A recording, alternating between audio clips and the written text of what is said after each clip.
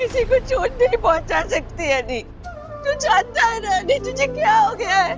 जनक कैसी है तुझे पता नहीं है क्या? अपो, चुप रहो। बड़ी बड़ी बातें करती हो, बेवकूफ कहीं की। बहुत ये क्यों खड़ी है यहाँ पे अभी तक? मेरी बेटी बेवकूफ है, लेकिन वो जो कुछ कह रही है वो गलत नहीं है। अब आप ये बात समझना नहीं चाहते वो बात अलग है, लेकिन मैं तो समझ रही हूँ ना।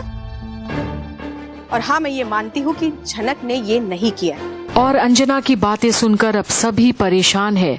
आज वो एक बाहर वाली लड़की को सपोर्ट कर रही है, पर इसका जवाब बिपाशा देती है अपनी ही सास को।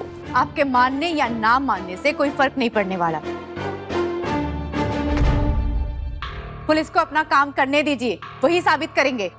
तो कैसे साबित करेंगे बिपाशा, बताओ? अरे साबित करने के लिए 100 तरीके हैं माँ। हाँ माँ, ये हमारी जिम्मेदारी है और हम साबित करके रहेंगे, चाहे सीसीटीवी फुटेज देखने पड़े हमें। और वैसे भी सृष्टि आंटी ने तो देखा है सामने से, वो झूठ क्यों बोलेंगी? और सारा मुद्दा तो यही है, सृष्टि ने देख लिया इसलिए सब कुछ मुमकिन है। पर जहाँ फुटेज की बात आई, वहाँ अब अन्नी को छोटोन की याद आती है। छोटोन कहाँ है? क्या पता कहाँ है? उसका कुछ अता पता होता है क्या? हाँ, नहीं आवारागर्दी कर रहा होगा, हमें क्या मालूम। पर किसे ये पता कि छोटोन वो काम कर रहा है जिसकी अभी तक सिर्फ बातें हो रही हैं सबके बीच। वीडियो फुटेज देखना, और मीनू पूरा ध्यान लगाकर देख रही है वो हिस्सा जो वो देखी थी अपनी आंखों के सामने।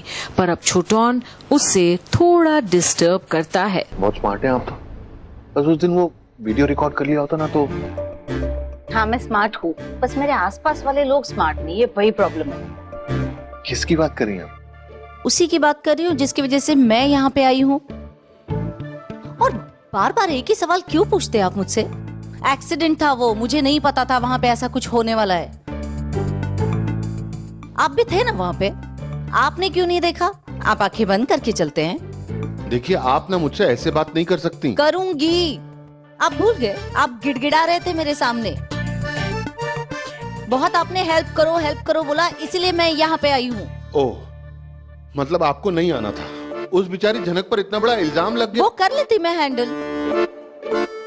और आप बड़े माचो मैन बन के आए थे मेरे स्कूल में और मुझे यहाँ पर लेके आए, और आप फालतू की बातें कर रहे हैं। अच्छा, मतलब मैं स्कूल आया था तो सारी गलती मेरी हो गई?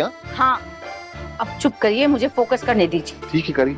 और तब तक आ जाता है बिट्टू और अपना कंप्यूटर संभालता है। हाँ, जरा प्ले करना इस पॉइंट पे।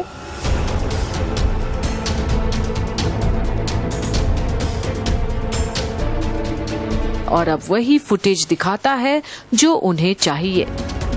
और अब जो देखता है छोटोन, उसे देखकर तो उसकी होश उड़ जाती है। जैसा मीनू ने कहा था वैसा ही देख रहा है। और अब मीनू बिट्टू से कहती है, ये इतना फुटेज हमें दे दो, बाकी का हमें नहीं चाहिए। ये फुटेज आप रख लो, फिर मैं एडिटिंग शुरू कर दूंगा। अरे बिट्टू, तू वो अपना काम हम बाद में करता रहना। ये जो इतना पार्ट है ना, ये पेन ड्राइव में दे दे, क्योंकि क्या ये शायद पुलिस को देना पड़ सकता है।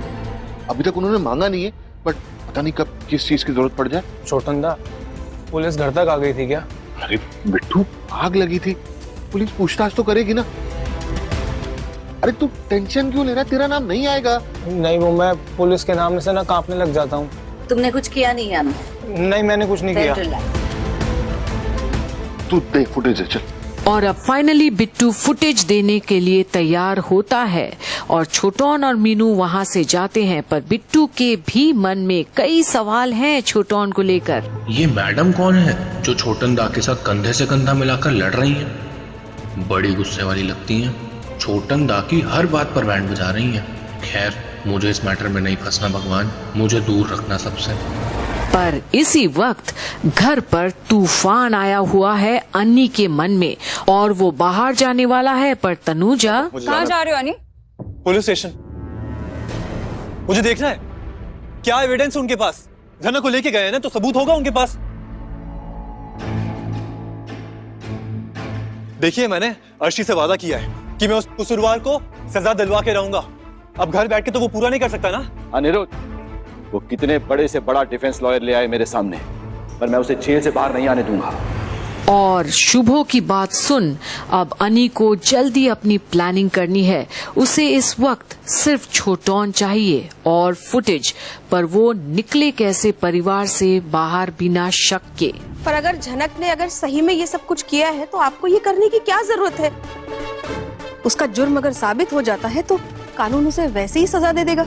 और अब बड़ो माँ की बातों में दम है। शुभो क्यों इस वक्त झनक से सिर्फ बदला लेने का सोच रहा है, सबूत क्यों नहीं ढूंढता? बॉडी, आप तो जानती है ना वो लड़की कितनी स्मार्ट है।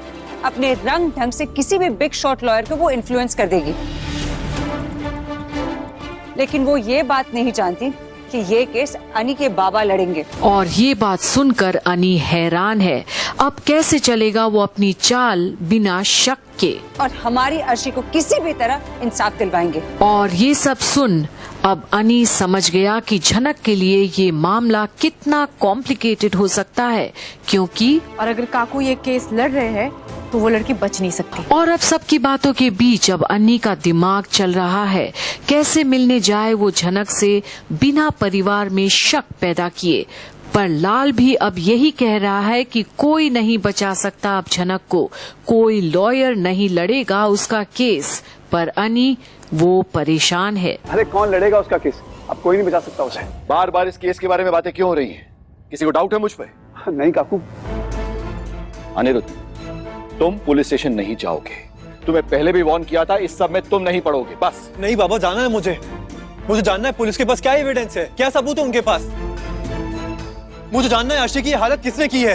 पर क्या शुभो को पता चल रहा है कि अनी इस बार बोल कुछ रहा है और करने कुछ और ही जाने वाला है। तू झनक को छुड़ाने नहीं जाएगा ना? तूने अर्शी से प्रॉमिस की है तू झनक को सजा दिलवाएगा। इतना बैड बॉय हो गया तू। हाँ नहीं। अपो, बहुत ही इसको लेके जाइए यहाँ से। अनी, जो तुम्हारा दिल कहे तुम वही करना। और यही है बड़ा सवाल, अन्नी का दिल आखिर क्या कह रहा है?